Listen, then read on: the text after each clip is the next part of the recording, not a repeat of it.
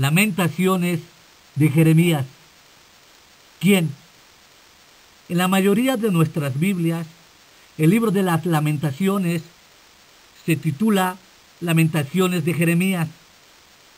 En el canón judío era anónimo. En el texto no hay ninguna indicación acerca del autor. No obstante, la tradición judía, Talmud y Targumes, lo atribuye al profeta Jeremías.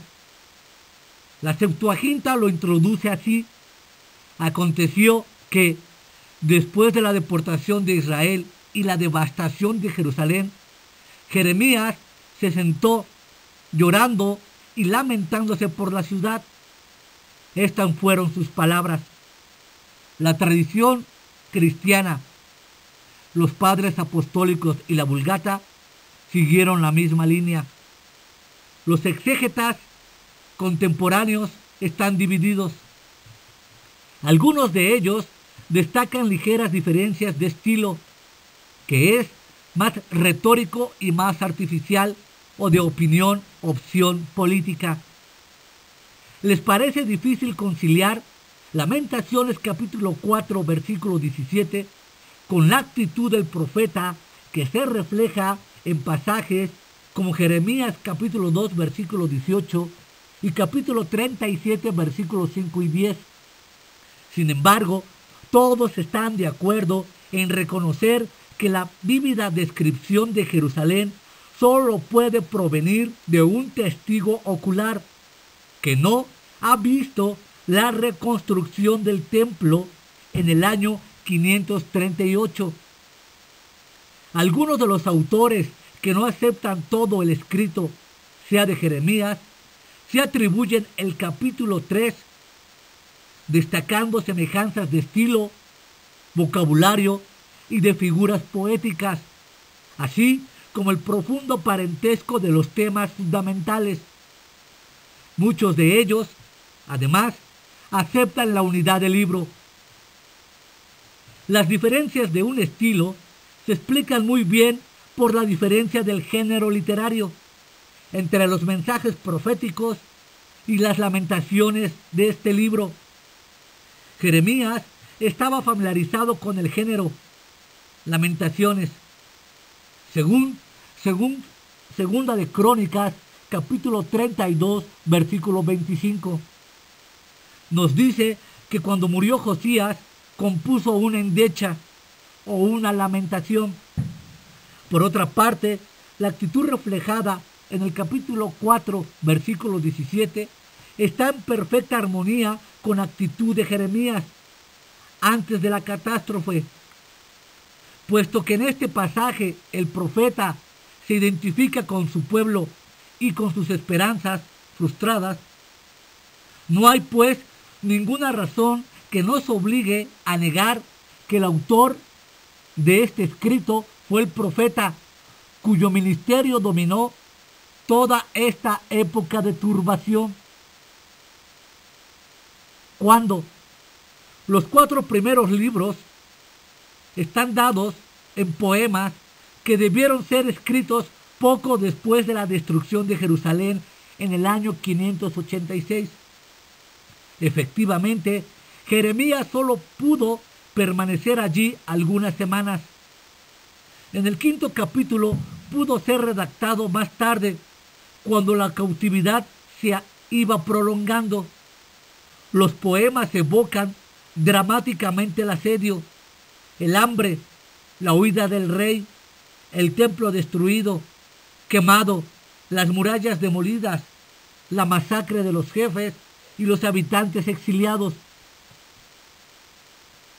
Que los poemas de lamentaciones ya existían en el tercer milenio.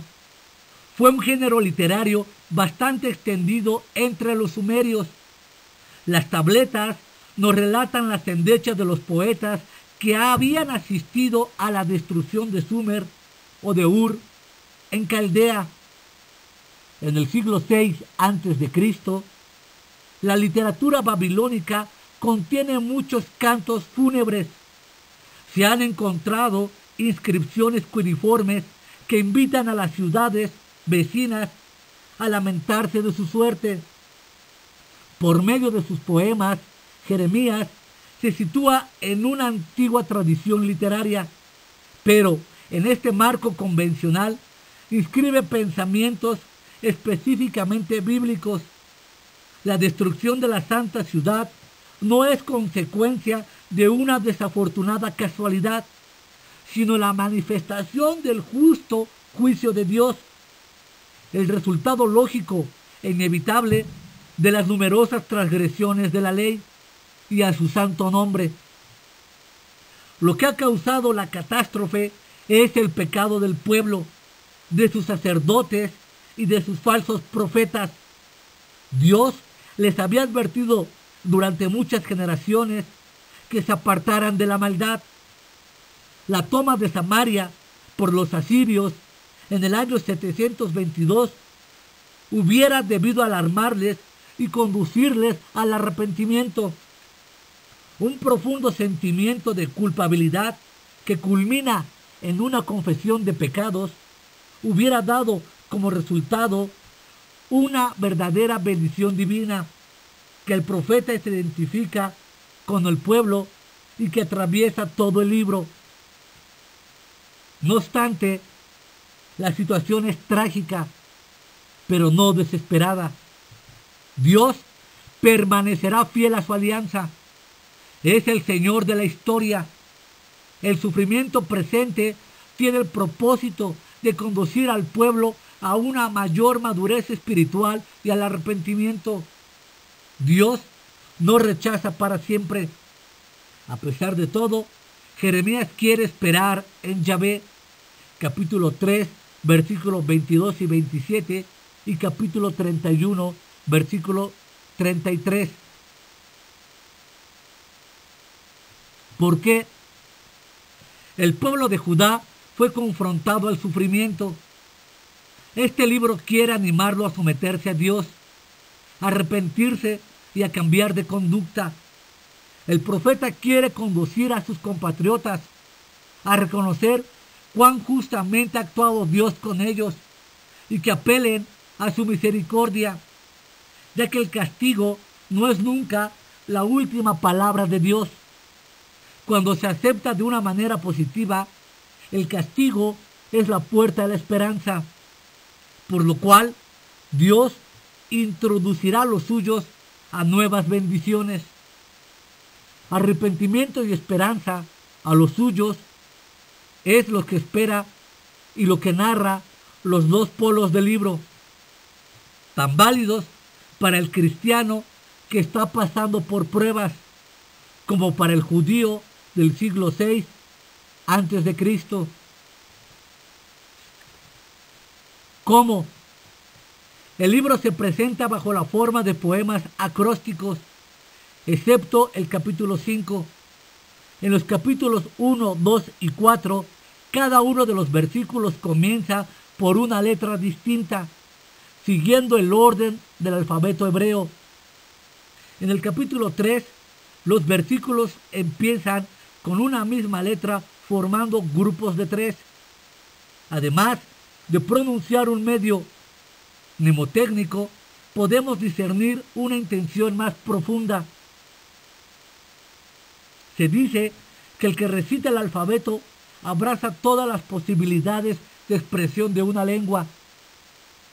Por otra parte, plasmando su grito de dolor en una forma muy clásica y estructurada, evoca la idea de un sufrimiento disciplinado y contenido en unos límites determinados. Así está estructurado el libro. Capítulo 1, estado desolado de la ciudad. Capítulo 2, la causa de sus desgracias es la cólera y la ira de Yahvé. No habrá cambios si no hay arrepentimiento. Capítulo 3, la fidelidad de Dios a través del castigo. Capítulo 4, en otro tiempo y hoy